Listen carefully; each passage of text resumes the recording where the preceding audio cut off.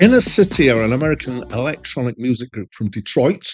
They were formed in 1987 and were part of the Detroit techno scene initially. They're centered around Kevin Anderson, who is one of what three people known as the Belleville Three, who are considered the originators of Detroit techno.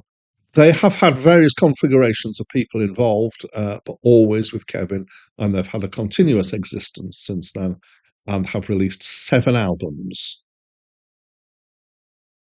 Hi, my name's Dan, and this is a review of Paradise by Inner City, or Big Fun by Inner City, released in the year 1989, and is the first album by Inner City. And it's my first time listening to this album.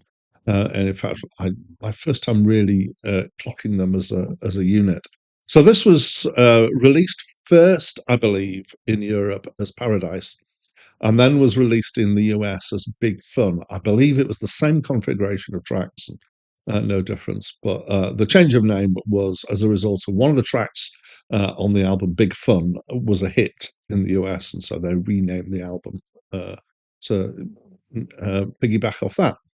And it's apparently one of the first techno albums to get mainstream appeal. So it reached the top three in the UK. So the UK doesn't have the plethora of different genre charts that the US seems to have. I mean, I presume they do, but people don't pay a huge amount of attention to it. So this is the top three of the mainstream album charts in the UK, and it hit the club scene in the US and was pretty popular there as well. My impression is not that an expert on uh, techno, flash, rave, slash house, slash even acid as the word. Firstly, I couldn't tell you the difference between those things, and if anybody wants to enlighten me, I'd love to know. So please do tell me. But the UK embraced this kind of music in a big way for a few years. So the charts here were full of it for a while. And the track that I knew off the album is Good Life, which when it came on, I was like, ah, right, okay, yes, this one. And it belongs in a kind of suite of late 80s, early 90s uh, house dance kind of tracks that all seem to be in some ways, much of a muchness because there were differences between it. But there's people like Hadaway and What Is Love, and Rhythm Is a Dancer by Snap, and stuff around that sort of time. And this fits in that category for me, of kind of these rave hits. It is described as being Detroit techno. So again, I'm not an expert on this. I have learnt that this whole techno thing started in Detroit, and this guy Kevin was considered to be one of the founders of this style. Let's try and do some description of what that means, though, or what it means for this album. It's we start from the idea of synth pop. We've definitely got synthetic sounds, the dominant thing here. We've got fast and fairly complex drum patterns, and I am presuming programmed rather than played. And it's kind of got a high energy dance feel to it. It's quite fast.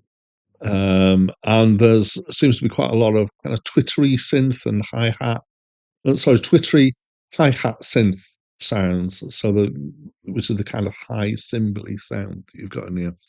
And then we've got fairly simple strident synth bass and paddy chords, which are still quite synthy. Often there's quite a lot of syncopation going on.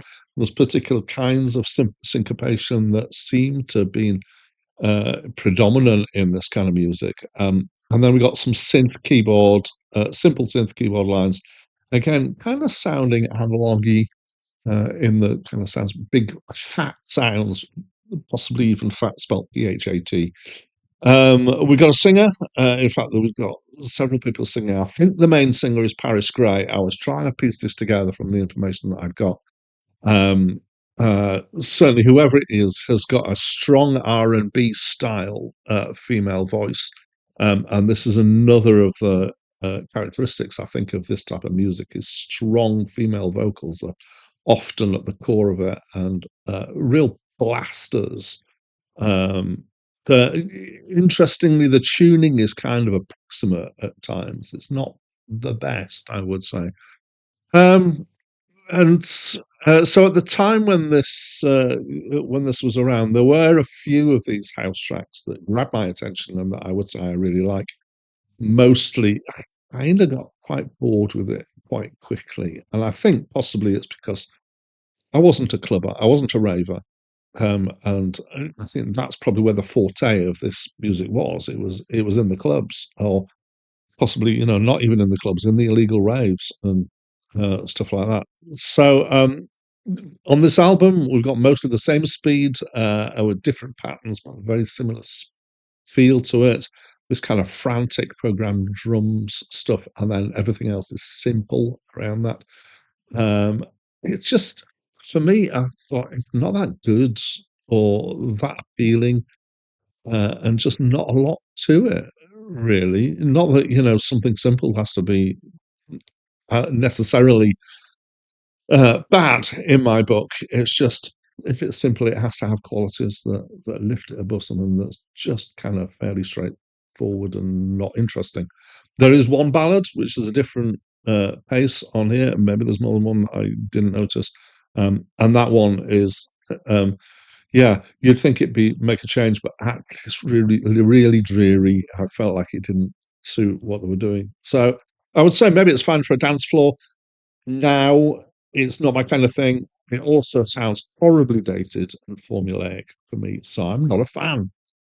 Well, that's what I think, and you might think differently. And I'd love for you to share that with me by, yeah, agreeing or disagreeing, whatever. Please leave me a comment. What you think of the album, what you think of the review, what you think of my feature, anything you want to talk about. But that's it from me for now.